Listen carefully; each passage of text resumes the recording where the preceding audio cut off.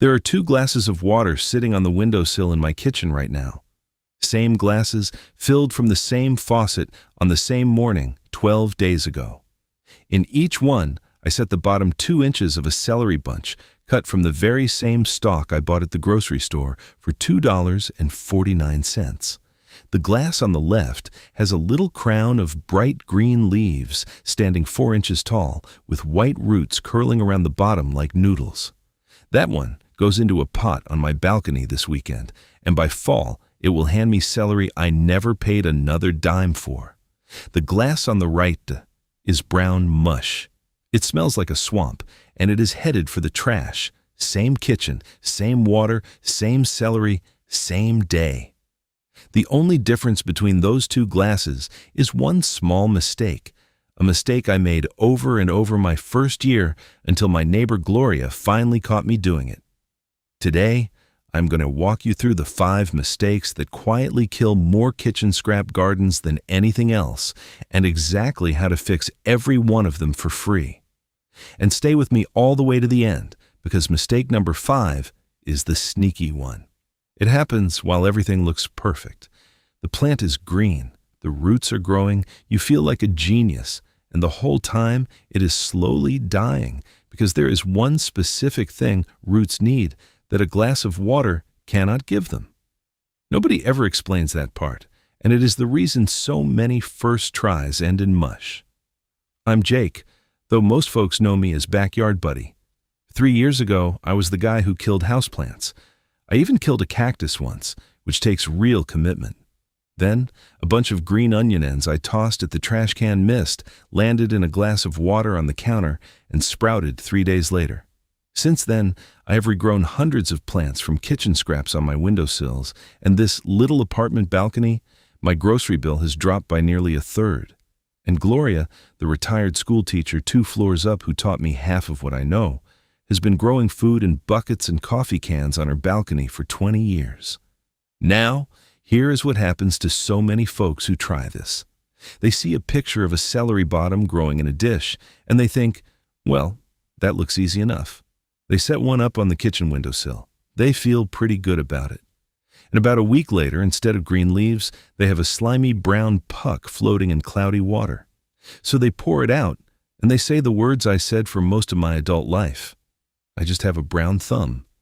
But that is where they are wrong, and I can prove it, because I was the worst of them. There is no brown thumb. There are only 5 small mistakes that nobody warned you about, and every single one of them has a fix that costs nothing and takes less than a minute. Get these 5 right, and that celery bottom, that lettuce base, those green onion ends, they almost cannot fail. That is not garbage. That is groceries. And that 5th mistake, the invisible one from the 2 glasses on my windowsill, I have not forgotten about it. We are getting there, I promise, because it is the exact one that fooled me for an entire year, and once you hear why it happens, you will never make it again. Now, everything I'm about to walk you through comes straight out of a book I put together called The 30-Day Kitchen Scrap Garden Protocol. 0 waste, 0 experience, free food. It is 172 pages, and it is the complete 30-day plan for turning the scraps your kitchen already throws away into growing food, written for absolute beginners with 0 experience, 0 yard, and close to 0 budget, in the same friendly walk-you-through-it style I use right here. It covers 31 different crops you can regrow from scraps, each with its own plain instructions, plus the $10 starter kit you can gather from things you mostly already own, the day-by-day plan from your first glass of water to your first harvests, and full troubleshooting for when a scrap sulks on you. It is $17, marked down from $47 one time, against a grocery bill that drops every single week after. If I can do this, I promise you can. Now go ahead and grab your phone and open up your camera, the same one you use to take pictures. Point it at that square code on your screen and hold it steady for a second. A little link will pop up, give it a tap, and it will take you straight to the book. And if you are watching on your phone right now, the link is waiting for you right down below in the description. Take your time, there is no rush at all. I'll wait right here. All right, buddy, let's get into mistake number 1, because it happens before the scrap ever touches the water. Mistake number 1, you are cutting the scrap wrong. This one gets people at the cutting board, and it decides everything that comes after. When you trim a bunch of celery or a head of romaine lettuce or a cabbage, all of the regrowing power lies in the base. That pale, solid bottom part is called the crown, and the crown is the plant's engine room. Every new leaf and every new root comes out of it. Cut too high, and you are throwing the engine in the trash and trying to regrow the hood ornament. Cut too low, and you nick the engine itself. So here's the rule, and it is simple. For celery, lettuce, and cabbage, keep the bottom 2 inches. 2 inches. Not 1, 2. Measure it against the top 2 knuckles of your finger if you like. Make one clean cut with a sharp knife. For green onions, the rule changes a little. Keep the white part with the stringy roots still attached, about 1 inch of white above the roots. 1 inch is plenty. Those little root hairs are alive and ready to work, so never trim them off. I did that my first month, shaved them clean because I thought they looked messy, and I basically gave the plant a haircut down to the bone. Nothing grew, and I blamed the onion. Set your 2-inch celery base cut side up in a shallow glass and add water until just the bottom ½ inch is covered. Half an inch, no more. The top of the crown stays dry, up in the open air. And that little detail, keeping part of it out of the water, is your first clue about mistake number 5, so tuck it in your back pocket. Because even a perfectly cut scrap can turn into that swamp glass on my windowsill, and mistake number 2 is exactly how it happens. Mistake number 2. You never change the water. This is the one that killed the glass on the right in my kitchen, and I will tell you a small confession. I let it happen on purpose this week, just so I could show you the difference side by side. Here is what is going on inside that glass. Water that sits still on a warm windowsill turns into a little bathtub for bacteria. The scrap sheds a few cells, the sunlight warms it up, and within a few days the water goes cloudy, then slimy. Then it starts to smell like a pond in August, and once rot starts on the cut surface, the scrap cannot outgrow it. The rot always wins the race. The fix costs nothing but 10 seconds. Change the water every 2 days. Every 2 days, fresh from the tap. When you do it, tip the old water out into a houseplant so it is not wasted. Rinse the glass. Rinse the base of the scrap too. Just gently, under cool water, and rub off any slick film you feel on it. Then, set it back with fresh water up to that same ½ inch line. That is the entire chore. Gloria taught me this one, and the way she said it stuck with me. She said, "You would not let your coffee sit out for a week and then drink it. 10 seconds every 2 days and your glass stays clean and clear the whole way through." Now, do that faithfully, and within about 5 days on celery, you will see the middle of the crown blush yellow-green and start pushing up new baby leaves. That is the moment I still stand there grinning like a fool 3 years in. This was garbage, and now it is dinner. But that new growth is a baby, and mistake number 3 is where a lot of well-meaning folks accidentally cook it. Mistake number 3. You are giving it the wrong light. And this mistake comes in 2 flavors, so let me give you both. The first flavor is too much, too fast. Those first sprouts coming off a scrap are as tender as anything you have ever grown. They were born indoors, in water, in the shade. If you set that glass in a blazing hot south-facing window or carry it straight out onto a sunny balcony rail in July, the afternoon sun will scorch those baby leaves in a single day. They bleach pale, the edges crisp up brown, and the whole thing stalls. The second flavor is the opposite, too little light. Park the glass on a dark counter across the room, and the sprouts come up pale and stretched, leaning and reaching like they are trying to crawl to the window. Gardeners call that leggy, and a leggy sprout is a weak sprout. So here's the sweet spot, and it is easier than it sounds. For the first week, your scrap wants bright light, but not hot direct beams. An east-facing kitchen window is about perfect, gentle morning sun and bright shade all afternoon. No east window? No problem. Set the glass a foot or 2 back from any bright window. close enough to see the sky, far enough to dodge the burn. After a week or so, once the leaves have some size and a deeper green color, they can handle more direct sun a little at a time. An hour more each day is plenty. Take your time with it. There is no rush at all. And I will say it again because it matters. You almost cannot mess this up if you just keep it bright and gentle that first week.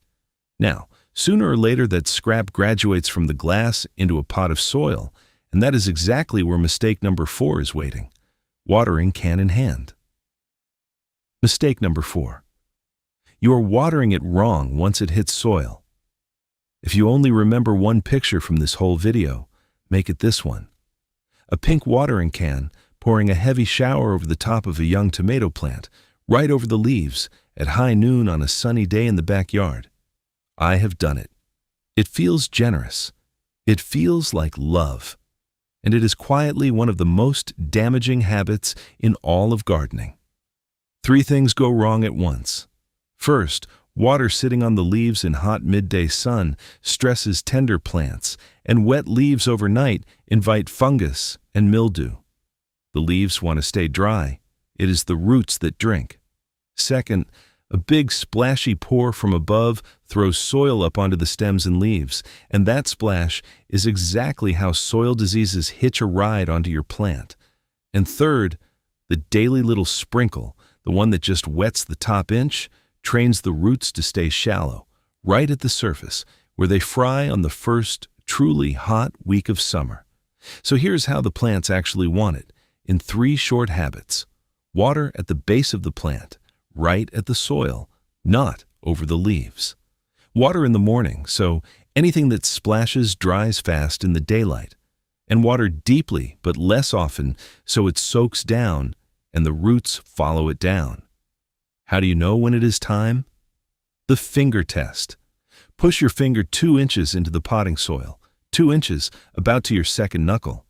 If it feels dry down there, water slowly at the base until it runs out the drainage holes. Then stop. If it feels damp, walk away and check again tomorrow. That is the whole system, and it works in a 5-gallon bucket on a balcony exactly the same as it works in a backyard bed. Which brings us, at last, to the big one. Mistake number 5, the one from the start of this video. The one that fooled me for a solid year while I stood there feeling proud of myself. Mistake number 5. You leave it in the water too long. Here's how this one plays out and see if it sounds familiar.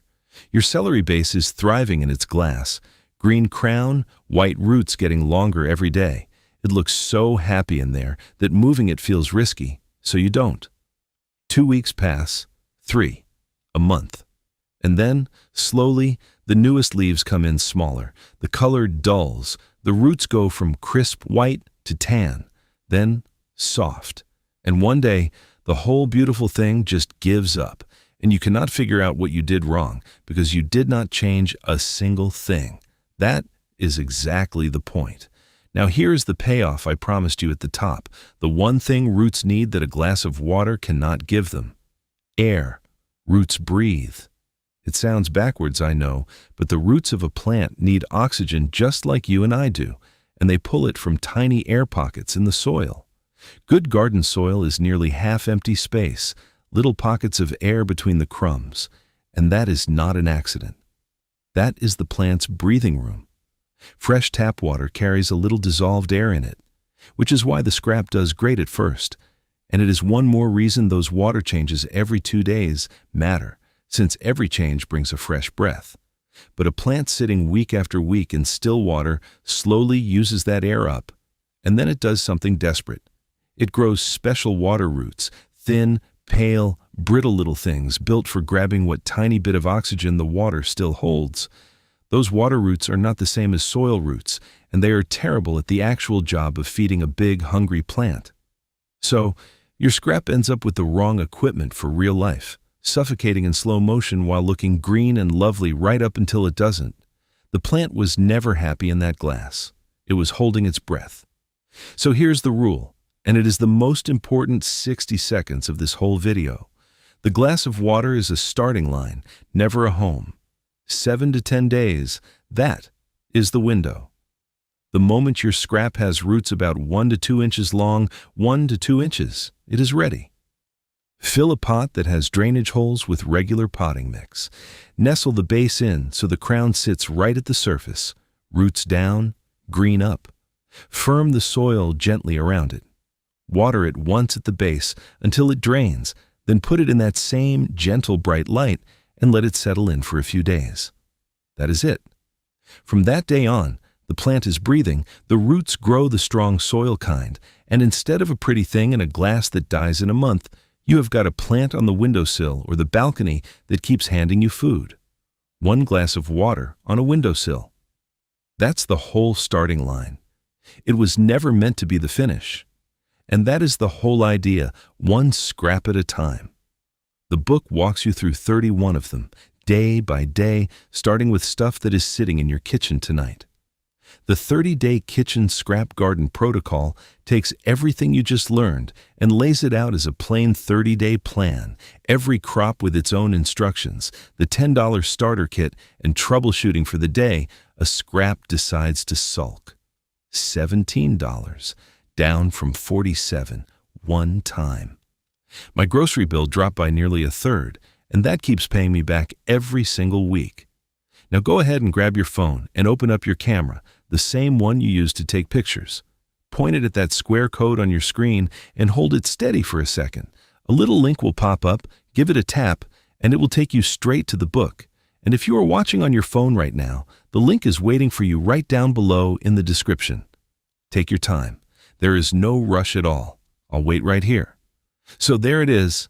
Cut 2 inches, change the water every 2 days.